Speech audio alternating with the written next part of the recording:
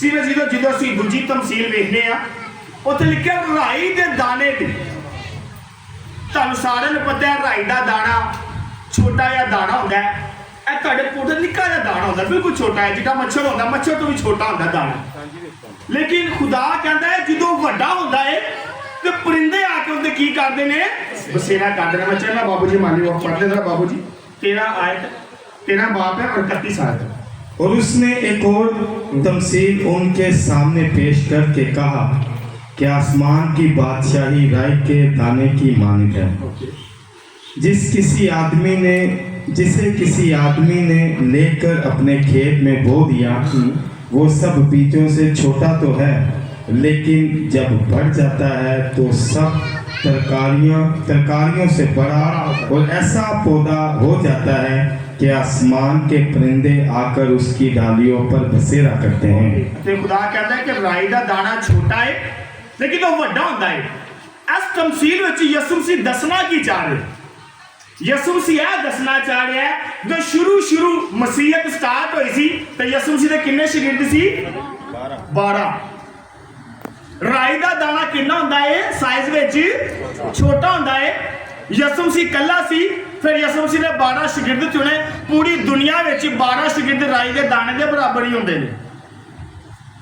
ਅਸੀਂ ਚਰਚ ਸ਼ੁਰੂ ਕੀਤਾ, ਮੈਂ ਇਕੱਲਾ, ਫਿਰ ਨਾਲ ਬਾਬੂ ਜੀ ਆਏ, ਫਿਰ ਨਾਲ ਤਾਰਿਕ ਭਾਈ ਆਏ, ਫਿਰ ਨਾਲ ਦਾनिश भाई आए, फिर नाल पीटर भाई आए। आस्ता आस्ता काफिला टुरदा रोदरी ग्रुप आ गया, एल्डर आ गए, कलीसिया आ गई। असी राई के दाने के मुताबिक चली जो असी वधना शुरू होए। अज असी डालियां ना दरख्त ते चर्च भी इंज ही सी, राई के दाने के मुताबिक सी। छोटा या चर्च 12 लोग, कला यसू 13। फिर जो आस्ता तो उन्होंने मुनादी करना शुरू की ਤੇ ਫਿਰ ਇੱਕ ਦਰਖਤ ਬਣ ਗਿਆ ਤੇ ਜਿਹਨੂੰ ਅੱਜ ਅਸੀਂ ਕਹਿੰਦੇ ਆ ਅਸੀਂ ਕਿਹੜੀ ਕਲੀਸਿਆ ਵਾ? ਕੈਥੋਲਿਕ। ਕਿਹੜੀ ਕਲੀਸਿਆ ਵਾ? ਕੈਥੋਲਿਕ। ਹਾਂ, ਕਿਹੜਾ ਦਰਖਤ ਆ ਸੀ? ਕੈਥੋਲਿਕ ਦਰਖਤ। ਸਮਝੀ ਵਿੱਚ ਜਦੋਂ ਯਿਸੂ ਮਸੀਹ ਕਹਿੰਦਾ ਅਸੀਂ ਜੋ ਰਸੂਲਾਂ ਦੇ ਮਾਲ ਪੜ੍ਹਨ 1 ਬਾਪ ਹੁੰਦੀ 8 ਹੈ। ਯਿਸੂ ਕਹਿੰਦਾ ਕਿ ਮੈਂ ਚਾਹਨਾ ਵਾ ਤੁਸੀਂ ਦੁਨੀਆ ਦੀ ਇੰਤਹਾ ਤੱਕ ਮੇਰੇ ਕੀ ਰਹੋ? ਗਵਾਹ ਰਹੋ। बाबू जी पढ़िएगा जरा। रसूलों के माल उसका 1 बाप 8 आयते मुकद्दसा। जब रूह कुदस तुम पर नाजिल होगा तो तुम कुव्वत पाओगे, बल्कि जमीन की इंतहा तक मेरे गवाह होगे। रसूल 12 सी, कई सौ साल 2000 साल गुजर गए ने। ਅਸੀਂ ਅੱਜ ਹੀ ਉਹਨਾਂ ਨੂੰ ਯਾਦ ਕਰਦੇ ਆ। ਮਸੀਹ ਦਾ ਬੀਜ ਕਿੰਨਾ ਨੇ ਬੋਇਆ ਸੀ? ਤੇ ਪਾਕਿਸਤਾਨ ਵਿੱਚ ਬੀਜ ਕਿੰਨੇ ਆ ਕੇ ਬੋਇਆ?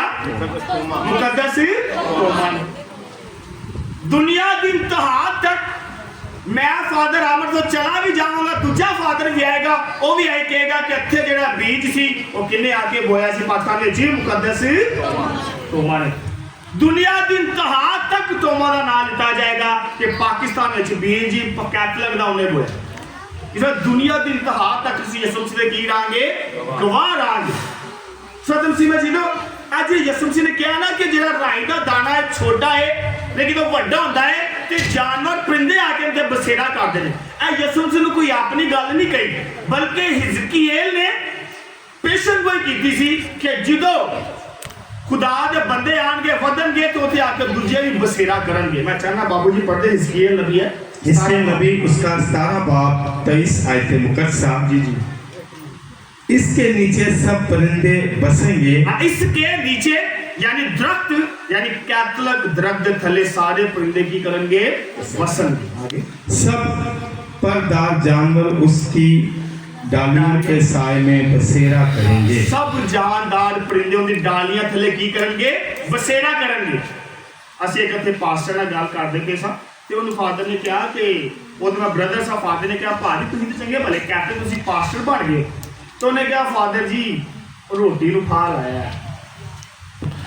पास्टर ने क्या किलू फा लाया है? रोटी नु लाया। मगर दरख्त कैथोलिक ने लाया, वो आके थले छाछ बह के तवा तुवा सारा कुछ कैथोलिक ने किया, रोटी बस उन्होंने ला के तो रोटी खाना शुरू करती। स्ट्रगल सारी कैथोलिक ने की। इस वक्त इतने जिसका भी कहना पाया कि दरख्त बनेगा उनके साए थले दूजे आके बसेरा करेंगे। ਤੇ ਉਹ ਦਰਖਤ ਕੈਥੋਲਿਕ ਦਾ ਦੂਜਿਆਂ ਨੇ ਆ ਕੇ ਬਾਅਦ ਚ ਬਸੇਰਾ ਕਰਨਾ ਸ਼ੁਰੂ ਹੋਇਆ।